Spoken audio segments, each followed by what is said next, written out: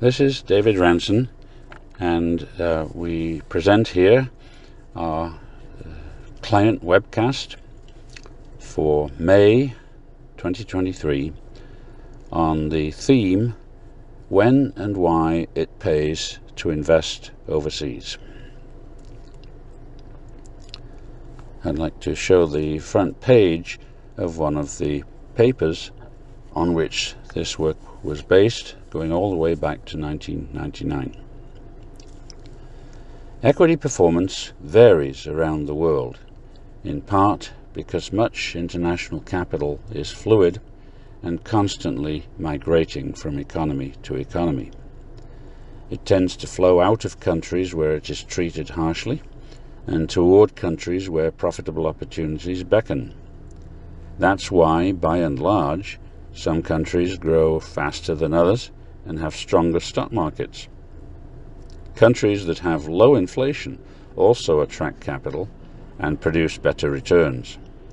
On this basis, risk-averse investors can construct strategic portfolios and benefit from diversifications, but for tactical purposes, international information about growth and inflation is not very predictive, because it is quickly embedded in market prices.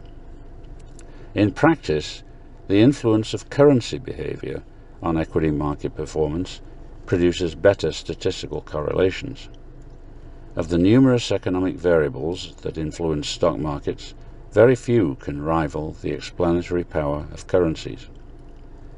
Movements in exchange rates not only reflect and influence the direction of capital flow among countries, but are also excellent predictors of inflation.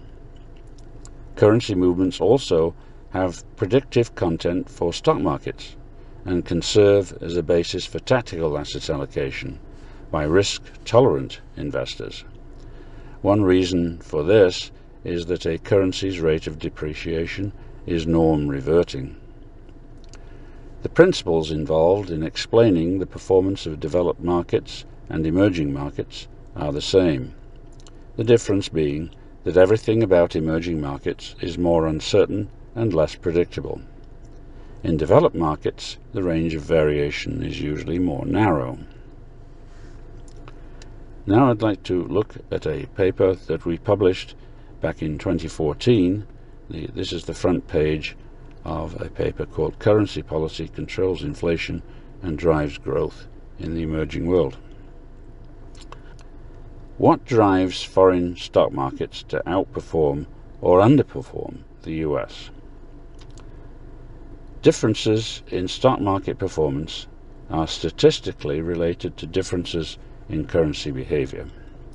Collectively, the performance of foreign markets relative to the US fluctuates according to their currency performance, which can be measured in US dollars. Exhibit 1 illustrates this relationship for the emerging world. Relationships such as those in the chart are highly significant, but they are contemporaneous and cannot be exploited for forecasting purposes.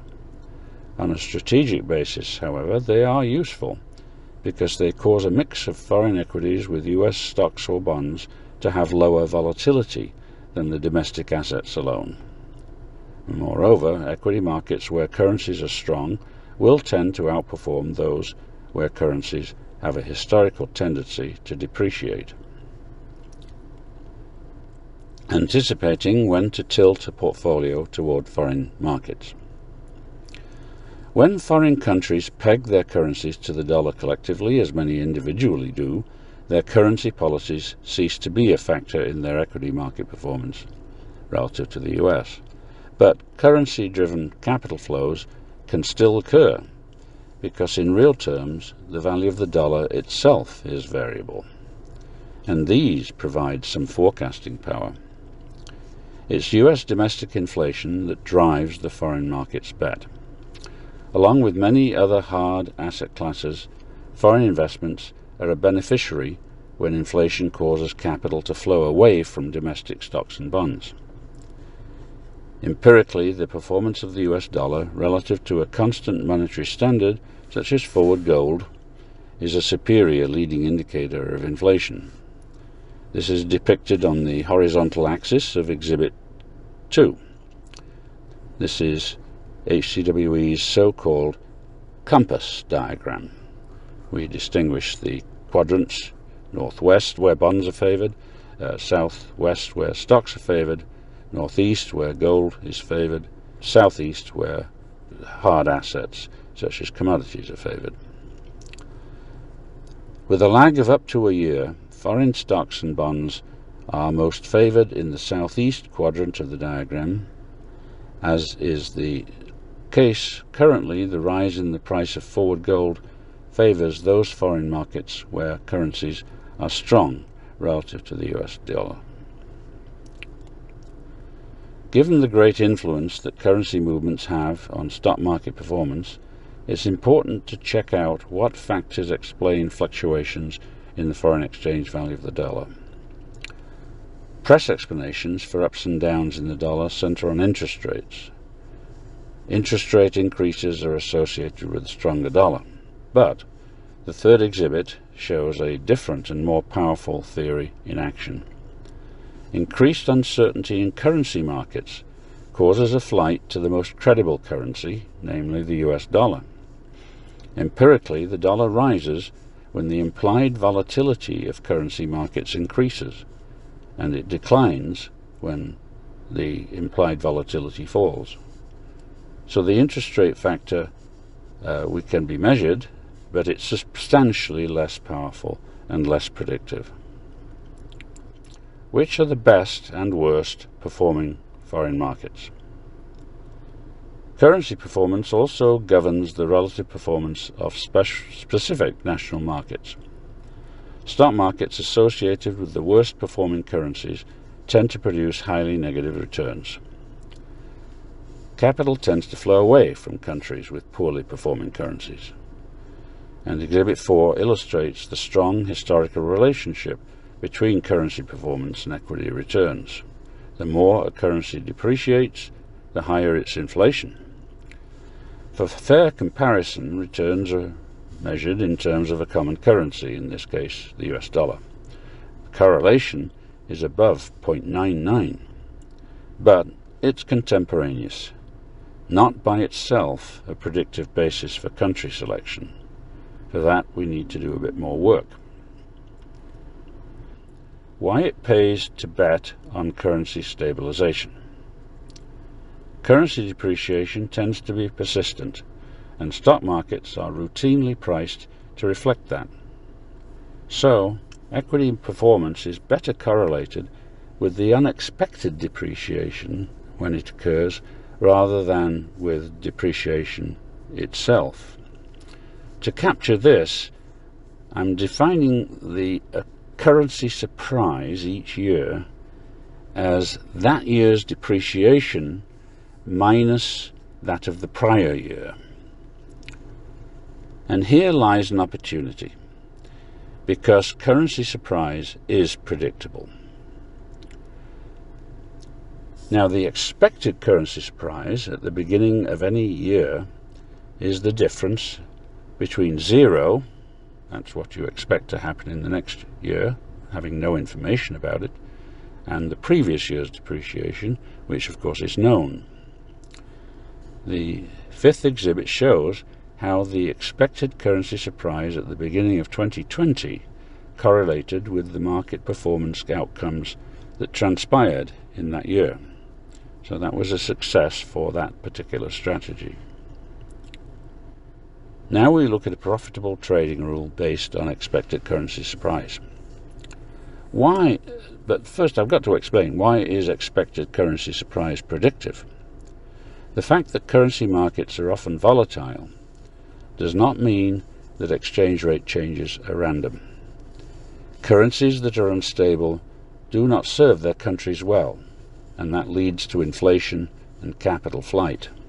Sooner or later, political forces force any government to stabilize its currency. Sometimes in extreme hyperinflations, the government might even have to replace the currency. This is another way of saying that the rate at which a currency declines is norm reverting, and norm reversion implies predictability. Although the value of a depreciated currency rarely recovers over time to where it was before, what does norm revert is its speed of decline. Empirically, therefore, large depreciations tend to be followed by stabilization. That implies greater scope for a positive currency surprise, and therefore a stock market rebound. The larger the depreciation, the greater the scope.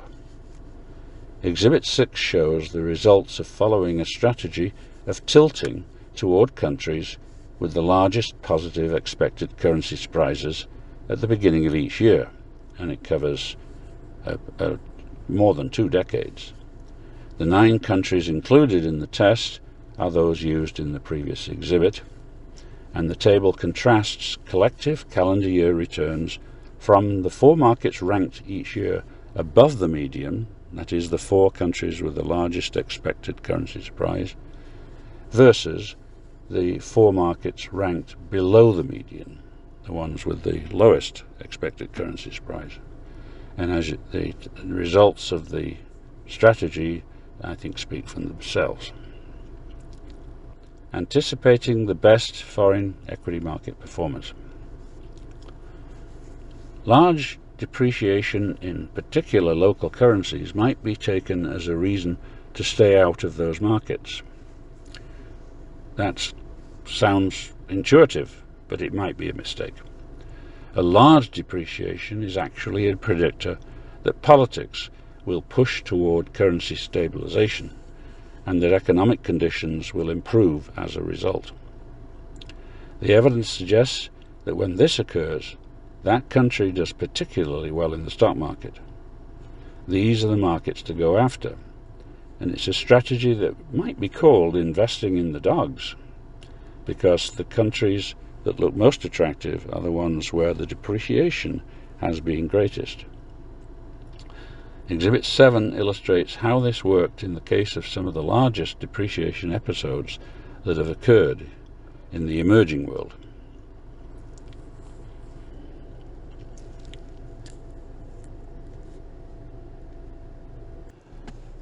Now I'd like to introduce my friend and colleague, Frank Kane, and we'll have a question and answer session. He'll ask the questions and I'll try to provide the answers on the topic of overseas investment, particularly emerging markets. Frank. David, you've demonstrated that the profitability of investing in foreign markets depends more than anything else on currency performance, but many investors don't have the expertise or the insight into this subject. Does that mean they should stay out? No, not at all. Emerging country funds can add significant diversification to an equity portfolio. In any case, it can be profitable to base emerging market bets on what's already happened to currency exchange rates. To make such bets, currency market expertise is not required. It's conventional to express a country's equity market performance in terms of local currency. How is that correlated with the currency's performance? Much confusion can arise when the returns from different national stock markets are expressed in the corresponding local currencies. Avoidance of bias in comparisons is a strong reason to express everything in terms of a single common currency. International performance data in HCWE research are always expressed in terms of the US dollar. For a US-based investor, local currency equity returns aren't relevant. On a common currency basis, correlations with currency performance are strong.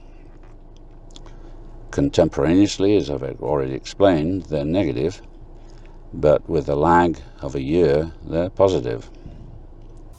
To gain exposure to emerging markets, shouldn't it be sufficient to invest in U.S. names, big U.S. names like Coca-Cola, Boeing, Apple, Tesla, Deere, large global companies that conduct large-scale operations overseas?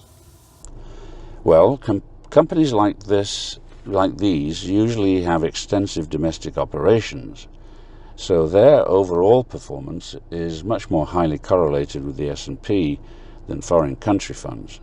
They provide proportionately less diversification to a portfolio. This needs to be weighed, though, against the fact that large US companies are indeed easier to buy and sell and cheaper to trade. One last question. Does the success of your invest in the dogs strategy depend on forecasting when a dog is likely to stop barking? That is, how soon a badly performing currency is going to stabilize? Surely no one has that kind of knowledge. Yes, as long as a badly performing currency fails to stabilize, investment in that stock market will be slow to pay off. But it's only a matter of time before some degree of stabilization occurs. Endless, rapid depreciation has always been politically intolerable, and to participate in an anticipated stock market rebound in any case, it's enough for a falling currency to reduce its rate of depreciation. It's not necessary to eliminate or to stop the depreciation outright. And that's the end of our questions. I want to thank Frank for coming up with these questions, and I hope they've been helpful to me, and I hope the answers are also of some help. And I look forward to another webcast on another subject 2 months or 3 months from now, something like that. And until then, thank you.